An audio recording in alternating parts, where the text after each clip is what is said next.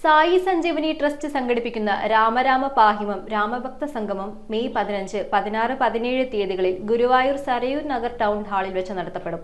കലാസന്ധ്യ, ഓട്ടംതുള്ളൽ, പ്രബന്ധ അവതരണം, രാമായണ കലാ അവതരണങ്ങൾ, രാമഗായത്രി ജപം, നാരായണീയ പാരായണം തുടങ്ങി നിരവധി ചടങ്ങുകൾ രാമഭക്തി സംഗമത്തിന്റെ ഭാഗമാവും. പത്രസമ്മേളനത്തിൽ സ്വാഗത സംഘം ചെയർമാൻ പത്മശ്രീ കൈതപ്രം ദാമോദരൻ നമ്പൂതിരി, മുഖ്യ സംയോജക് മൗനയോഗി സ്വാമി ഹരിനാരായണൻ, ജോഫി KJ, ബാബുരാജ് കേച്ചേരി എന്നിവർ പങ്കെടുത്തു. രാമരാമ പാഹിമം എന്ന ഒരു രാമഭക്ത സംഗമത്തിന്റെ ഗുരുവായൂർ നടത്തുന്ന പരിപാടിയുടെ ആവശ്യത്തിന് വേണ്ടിയാണ്. അതിന് നിങ്ങളുടെ സഹകരണം ആവശ്യപ്പെടുന്നു. ഡോക്ടർ ഹരിനാരായണൻജിയുടെ ഒരു സംഘടനയുടെ പരിപാടിയാണിത്. അദ്ദേഹം കൂടുതൽ കാര്യങ്ങൾ സംസാരിക്കും. ഗുരുവായൂർ കേന്ദ്രമാക്കി ആധ്യാത്മിക ജീവകാരുണ്യ മേഖലകളിൽ പ്രവർത്തിക്കുന്ന സായി സഞ്ജീവനി ചാരിറ്റബിൾ ട്രസ്റ്റും കേന്ദ്ര സാംസ്കാരിക വകുപ്പിന് കീഴിൽ കൽക്കത്ത കേന്ദ്രമാക്കി പ്രവർത്തിക്കുന്ന Maulana Abdul Kalam Azad institute of Asian studies എന്ന സ്ഥാപനവും സംയുക്തമായിട്ടാണ് മെയ് മാസം 15, 16, 17 തീയതികളിലായിട്ട് രാമരാമ പാഹിമ എന്ന രാമഭക്ത സംഗമവും ഒരു ദേശീയ സെമിനാറും സംഘടിപ്പിക്കുന്നു. മലയാളികളെ സംബന്ധിച്ചിടത്തോളം രാമ എന്നത് ഒരു മന്ത്രം മാത്രമല്ല, അതൊരു ജീവശ്വാസമാണ്, ഹൃദയ താളമാണ്. അങ്ങനെ നമ്മുടെ ഗൃഹാതരത്വം ഉണർത്തുന്ന ആ രാമമന്ത്രം ഏൽക്കാത്ത ഗ്രാമങ്ങള് കേരളത്തിൽ കുറവാണ്.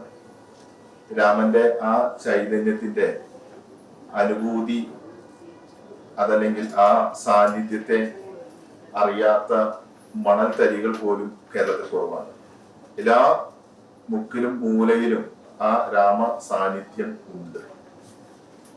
അതിനെ സംബന്ധിച്ച് ശാസ്ത്രീയമായിട്ടുള്ള ചില ഗവേഷണ പ്രബന്ധങ്ങൾ അവതരിപ്പിക്കുന്നു.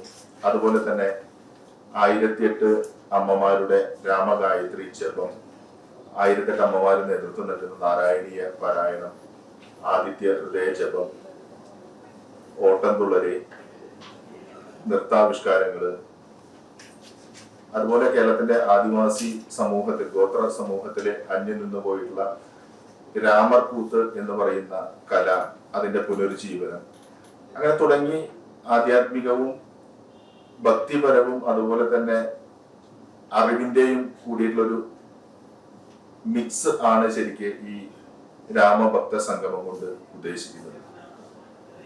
മെയ് മാസം 15, 16, 17 തീയതികളിൽ സരയൂ നഗർ എന്ന് പേരിട്ടുള്ള ഗുരുവായൂർ ടൗൺ ഹാളിലാണ് പ്രോഗ്രാം നടക്കുന്നത്. ഒന്ന് ബാബയുടെ, സായിബാബയുടെയും പിന്നെ ഷിർദി ബാബയുടെയും ഒക്കെ ഒരു ബന്ധത്തിലാണ് അദ്ദേഹത്തിന്റെ സ്ഥാപനം. ബാബയുടെ ഒരു പ്രധാനപ്പെട്ട ഒരു കാര്യം എന്ന് പറയുന്നത് എപ്പോഴും കൈ ഇങ്ങനെ നിവർത്തിയിട്ടാണ് അദ്ദേഹം കാണിക്കുക. ഒരിക്കലും കൈ മടക്കിയിട്ട് സമ്പാദ്യത്തിൻ്റെ ഒരു സംഭവമില്ല സായിബാബയുടെ കാര്യത്തിൽ. അപ്പം അതേപോലെയാണ് ശരിക്കും ഇദ്ദേഹത്തിൻ്റെ ഇത്ര ചെറുപ്പക്കാരനായിട്ട് ഒരാളാണെങ്കിൽ പോലും സമ്പാദ്യത്തിൻ്റെ ഒരു സംഭവമില്ല പുള്ളിക്ക്. എപ്പോഴും മനുഷ്യ സമൂഹത്തിനോട് ചെയ്യുന്ന നന്മയുടെ കാര്യമാണ്. അങ്ങനെയാണ് ഞാൻ അദ്ദേഹത്തെ ബന്ധപ്പെടുന്നത്. വളരെ നന്മയുള്ളൊരു വിഷയമാണ് അദ്ദേഹത്തിന് എപ്പോഴും താല്പര്യം. മനുഷ്യനെ സഹായിക്കുക, സമ്പാദ്യത്തിനപ്പുറത്ത് പിന്നെ ത്യജിക്കുക എന്ന് പറയുന്ന ത്യാഗത്തിൻ്റെ ഒരു ഭാവമാണ്. തീർച്ചയായിട്ടും അദ്ദേഹത്തിൻ്റെ കാര്യങ്ങൾക്ക് പിന്തുണ കൊടുക്കാൻ എനിക്ക് സന്തോഷമാണ്. എനിക്ക് വൈകിയെങ്കിൽ പോലും ഞാനിവിടെ വന്നത് സ്വാമിജിയുടെ ആ ഉദ്ദേശത്തിൻ്റെ ശുദ്ധി കൊണ്ടാണ് ഞാൻ വന്നത്. അതാണ് എനിക്ക് നിങ്ങളോട് പറയാനുള്ളത്. തീർച്ചയായിട്ടും നിങ്ങളുടെ സഹകരണം അതിനുണ്ടാവണം.